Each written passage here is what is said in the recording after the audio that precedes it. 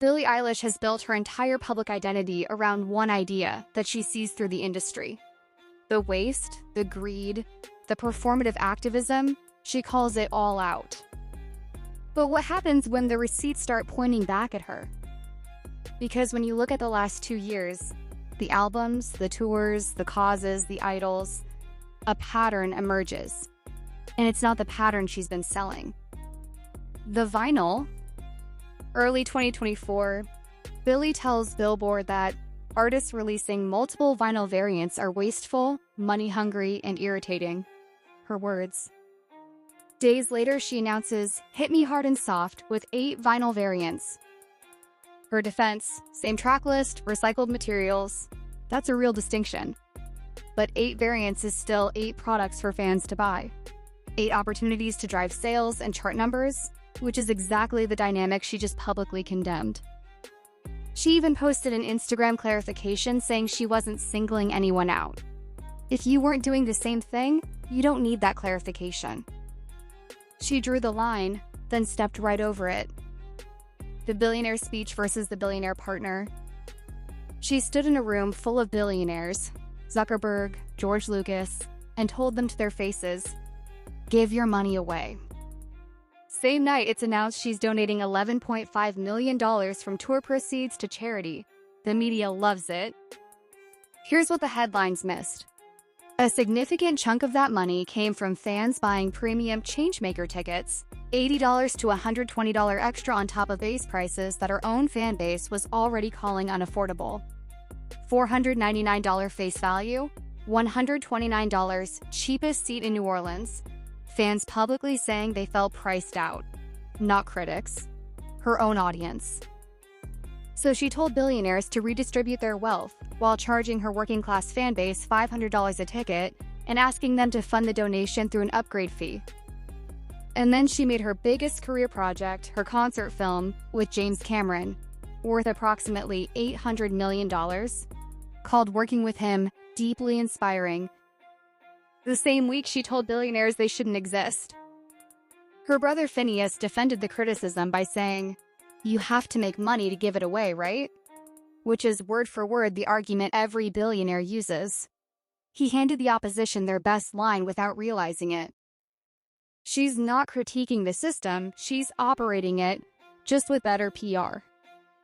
The identity that launches albums. 2021 Lost Cause video. Sapphic aesthetic, captions, "I love girls," massive engagement, doesn't clarify, album promo ends, goes quiet. 2024 Hit Me Hard and Soft.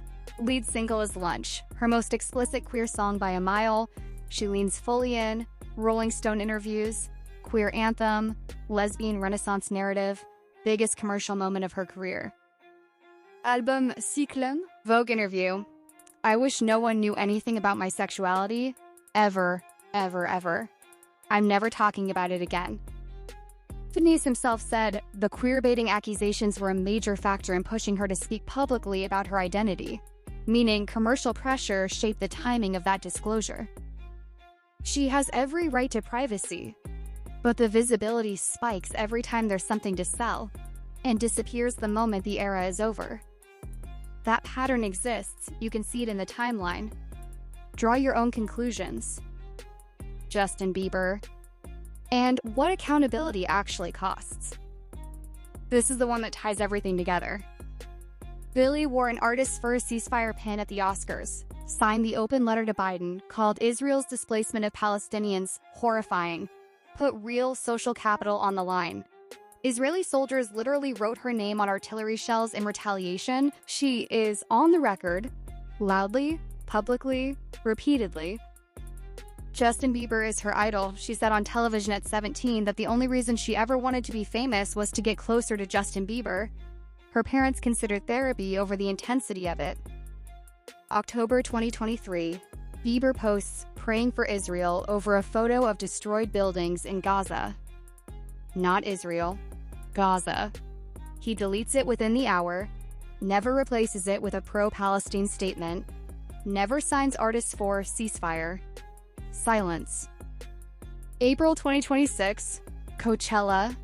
Bieber brings her on stage. She tears up, falls to her knees. They hug in front of the crowd. Days later, a 9-slide tribute, childhood photos, bedroom posters, a fan letter she wrote at 13 and kept in her notes app for 12 years. 3.5 million likes in 3 hours.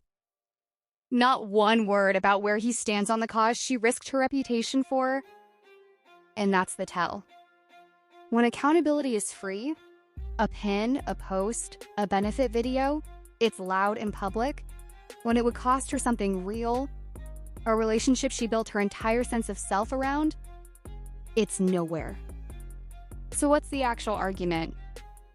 Not that she's a bad person, not that nothing she does is genuine. The argument is this. She has built a public identity around moral clarity that positions her outside the industry she fully operates inside. And that identity isn't just admirable, it's profitable.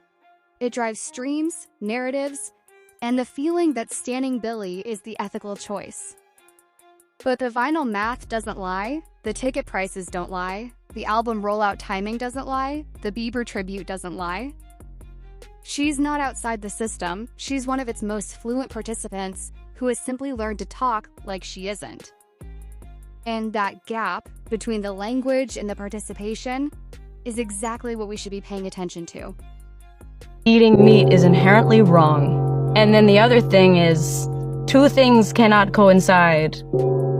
I love animals. I love all animals so much, and I eat meat. You can't do both.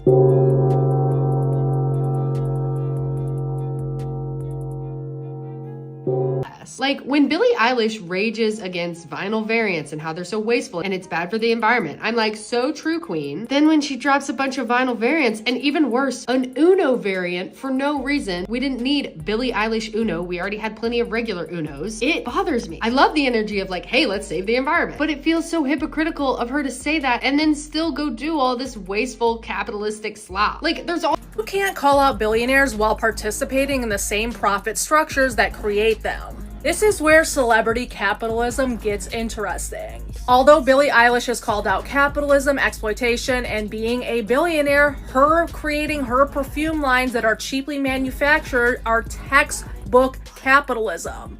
You know, the people that are always like, I'm a vegan. In everyone's face, it's like, you're the reason people don't like vegans. I'm vegan. I'm not like out here like, don't eat that because blah, blah, blah. Like, shut the fuck up. I love animals. I love all animals so much, and I eat meat. You can't do both. Sorry.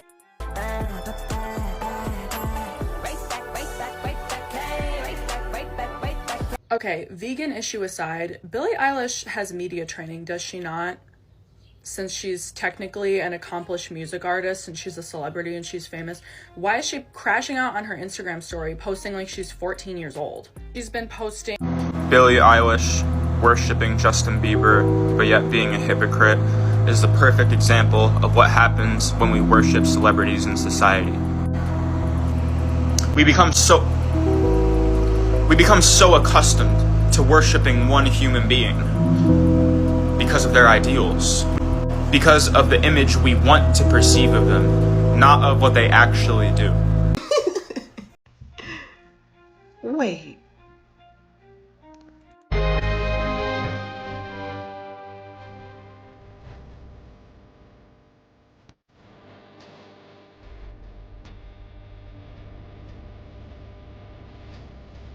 Is anybody else feeling just a little confused? There are so many things to talk about with this headline, but more importantly now, what happened between last week and now? In case you missed it, Billie just announced that her brand new album called Hit Me Hard and Soft is dropping May 17th. And these are all of— Don't worry, anti-capitalist Billie Eilish fans. If you already bought the live tour vinyl of Hit Me Hard and Soft, the anniversary edition of Hit Me Hard and Soft, the isolated vocals version of Hit Me Hard and Soft, and this exclusive version of Hit Me Hard and Soft, and also got the t-shirt combos of both of them.